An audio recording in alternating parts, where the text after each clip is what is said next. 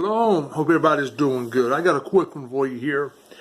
In the book of Acts, chapter 16, Paul and Silas was placed in prison. They were placed in a dungeon. A dungeon is an inner prison within a prison. And just getting to the point that I want to make here. Verse 25, it's Acts 16, verse 25.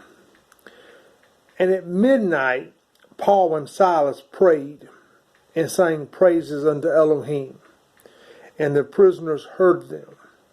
Verse 26, and suddenly there was a great earthquake, so that the foundation of the prisons were shaken. And immediately all the doors were open, and every one bands were loosed.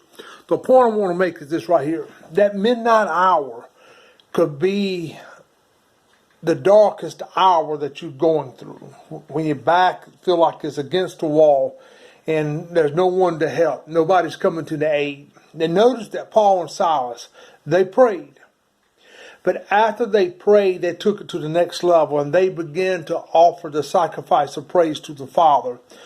Their chains were broken, the prison doors were open when they began to offer up the sacrifice of praise to the Father. I want to encourage you today, whatever you're going through, I don't care how bad it looks. You don't deny that there's a problem. You don't deny that you're in the heat of the battle. But something that I have learned, and I am still in the process of learning how to do this. Praise the Father in spite of your circumstances. Thank Him for what you have. Stop complaining about what you don't have. Don't put the emphasis on the problem. Focus on Him. Focus on the Father. Meditate upon His Word. We have to get like King David.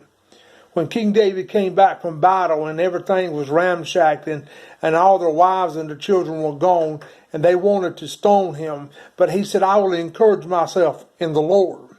We have to encourage ourselves in the Word.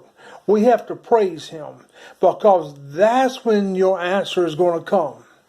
That's the key to being victorious with the Father. Not saying you're not going to have issues. Not saying you're not going to be under some kind of attack or have problems. But you don't have to be the victim.